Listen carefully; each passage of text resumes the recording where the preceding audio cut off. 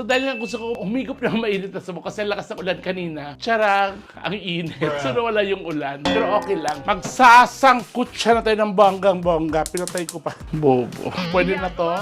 Ang dami. Tum na talaga ako. Magdadala din ako nito sa Vice Comedy Club sa mga bakla. Ayan. Lalo na sa mga manginginom. So ngayon, tikiman tayo. Tikim tayo. Nangangasim na ako. Timing talaga, habang paluto na may dumating ako ditong kaibigan. Diyos ko. Kagabi, kasama ko siya sa bar. Sobrang lasing niya. Nakatulog siya sa parking ng Vice Comedy Club at hindi nakapagluto. Siguro naamoy niya. Kung hindi pa ako nakapagluto, di ka kakain.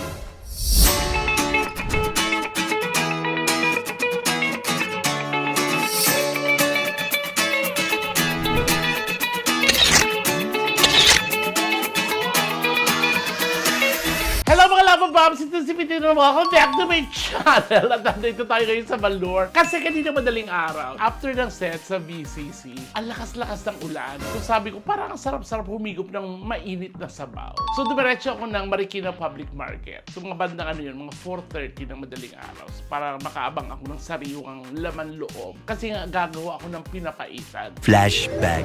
And wala ba Babs, nandito kayo sa public market? Ako yung hihingin, yan mga beef. Pagluluto ko niya, pinapaitan. So wala ba Babs, ito rin, pagkukunin lang. Kaya mo ko na mga 2 kilo niya. Yan ang yung libro ate, pati nga ito. Libro po kasi may page siya. Kaya pala yung libro kasi may page.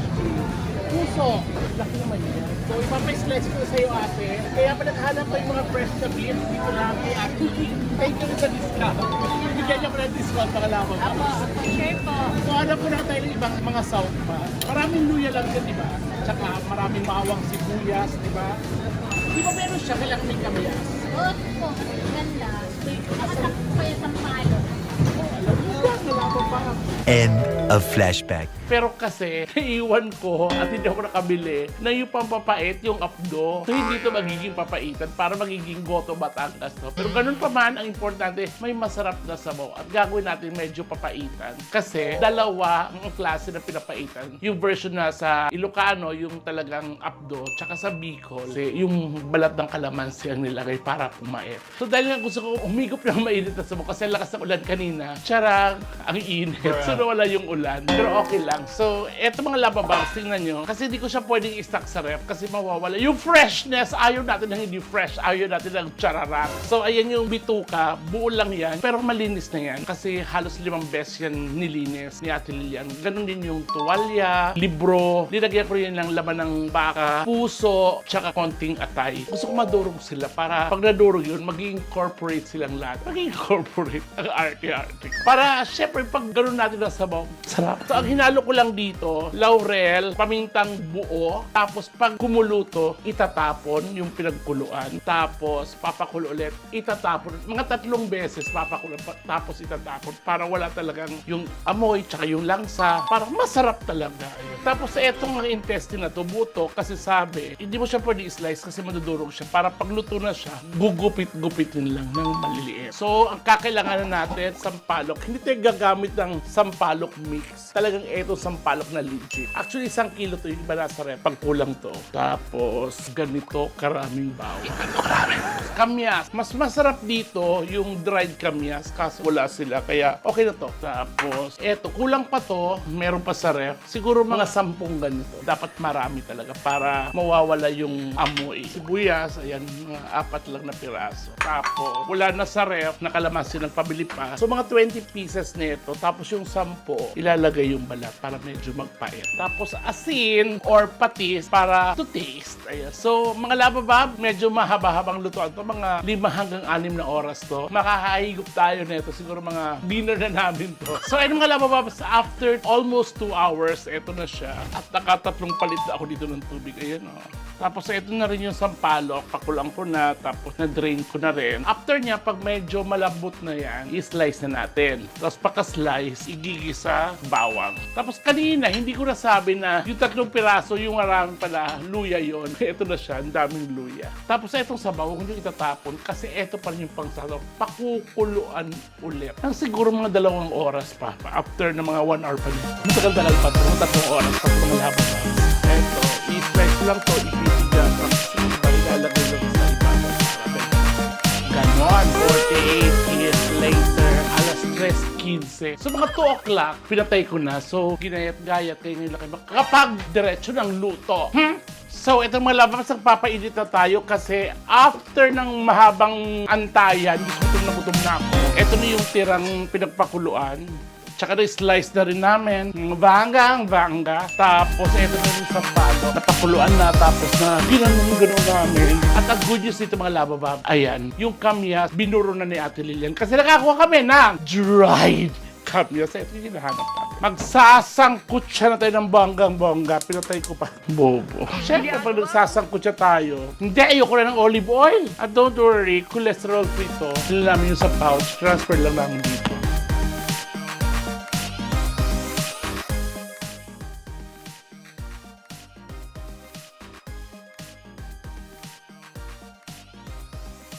Ito yung tuwalya at saka libro. Ano ko na. Tsaka puso, tapos konting atay. Pero daan-daan lang nito mga labababs, lalo yung may mga high blood, tsaka uric, kasi ito talaga yung malakas. Para may piyesta daw. Maya-maya ilalagay na natin yung sampalok, panimpla, kamyas, kalamansi. Diyos ko, sobrang malasa na to kasi Diyos ko, ang haba ng pakuluan na ito. Di ba, nung oras ako nagpakulo mga labababs. So, ayun mga labababs, sasangkot siya natin to. Siguro mga 15 to 20 minutes. Na-drain na rin to. Wala nang ano. Huwag mo natin ubusin kasi baka sumobrang asim kasi hindi masarap. Pag sobrang maasim, pumapait din. Pero mga labababs, kung halimbawa walang kalamansi, pwede suka, okay lang. Walang kayong sampalok, walang red kamyas. Hindi natin pahirapan masin natin. Kung ano meron sa kusina, yun lang. Nagkataon na nasa vlog ako. Para sa mga labababs, kailangan easy ratio. So, ay. Ubusan natin. Ay. Oh, labababs. Pero kulang pa yung sabaw. Siguro kulang pa siya ng mga 4 na o 5 cups. So, pakuloyin muna natin. Sa mga labababs, eto na. Charan! Ayan, dinagdan natin siya para masabaw. Yun ang gusto natin, lambot na. Pwede na to. Ang dami, tum na talaga ako. Magdadala din ako nito sa Vice Comedy Club sa mga bakla. Ayan. Lalo na sa mga mangingilo. So ngayon, tikiman tayo. Tikim tayo. Nangangasim na ako. So, eto na mga labababs. Harap. Siyempre, gawa ko masarap. Kain mga lababab, tapos ng kakaloka. Timing talaga, habang paluto na may dumating ako dito kaibigan.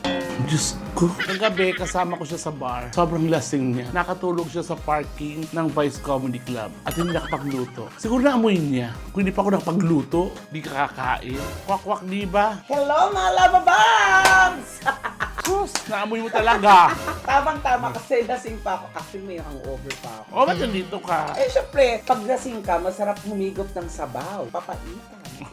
Tumawag siya kanina, sabi niya, Mami, nagluto ka ba ng sabaw? Sabi ko, oo. Pero sabi ko, pag pinadala ko sa'yo, hindi siya mainit. Kaya pumunta ka dito, tikman mo. Ah, sabaw pa lang? Oo, tubig na. Hindi kasi usually yung papaitan medyo may pait. Ayoko Ito, hindi. nun. Ayoko nung mapait. Ako din. Kaya ako humingi ng apdo. Tsaka hindi ko na rin nilagyan ng kalamansi. Okay na ako dito. Sarap no? Sarap. Huling-huling asim. Kasi may kamyas. Kamyas na tuyo. Tikman natin yung laman. Ang sekreto lang naman dito, dapat palambot mo to ng bongga. Wala pagkain talaga yun, no? Sarap. Diyos ko. Actually, pwede ito sa kanin. Siyempre pwede, nuulam ko to sa kanin. Ang sarap, mami. Perfect.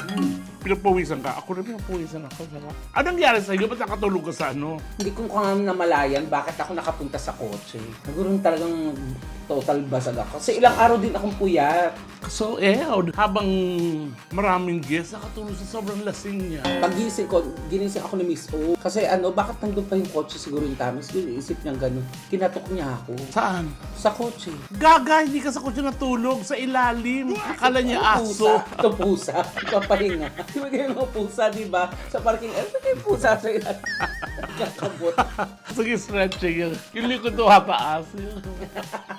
Totoo. Ano ba? Tapos di ko na malay, ba't wala nang sasakyan lahat? Wala na, tapos na pala yung show. Di ko na malay. Diyos ko, first time nangyari sa akin ng ganyan sa Vice talaga. Kaya ito, perfect ito pag sa mga nakainom talaga. At ito pa nakakaloka. May show ako tonight. Lasing ka pa. Okay na yan. At least, nag-ano ka na. Oo, naibsan na Sa amin, ang tawag ko siguro, paubat. Mm. Sarap. Sino naturo sa'yo ito? Tatay ko. Kasi yung tatay ko manginginom. Actually, masarap to pulutan. Pulutan, no? Ang tatay ko nakita ko. Tsaka binabantayan ko yung mga intestine to, oh. Di ba nakakagaw to? Malakas na sa gout. Ang sarap, mga kalababag. Kaya mga labababs, maraming salamat sa pagsama sa akin dito sa channel ko. Ayan, so thank you sa pagbisita. Kahit alam Thank ko, you. na magkikain ka. Thank you, Mami. At saka, nako, magbabaon ako nito. Hindi, mga labababs, nandito siya kasi gumawa siya ng content Kay Mama. sa mama ko, tsaka ako. Kasi sobrang miss na miss niya yung mama niya. Kaya nandito siya ngayon. Kaya panoorin niyo yung sa channel ko. Oo, so punta kayo sa channel ni Tami. Umiyak siya, pati si mama pinaiyak niya. First time kong umiyak sa vlog. Nanay ko pinaiyak mo. Alam mo naman na matanda na yun. Binigyan ko naman yung pambiling chicheria sa bus. Oo. Tapos, tiniming niya, na, nung pumunta siya dito, luto na. Grabe. Gawin niyo to. Perfect. Mahaba lang ang proseso nito, pero ang sarap. 10 para sa akin. Alam mo kung saan masarap to? Saan? Sa bahaw, yung nahapunan ng kanin, ang Correct. sarap-sarap nito. Kaya naman mga lababas, maraming salamat sa hindi pa po nakakapag-subscribe ng channel ko, Pinit TV, at sa buong channel ng Bex Squad. Tami Brown, Bex Kami Brown Friends, Official. Tami Brown Official, Bex Friends, Bex Battalion, Divine Tetay, at Negi, Chad Kinis, at syempre, malapit na po, December 25, yung movie ni Meme. Yes, And the breadwinner. Parang hindi mo alam. Meme, hindi niya alam. And the breadwinner. Is. And the breadwinner is. Yeah. December 25. Tama, manonood ako na kasi Birthday mo. Yes. Ayun mga labababs, Merry Christmas, advance, and stay happy. And Love you.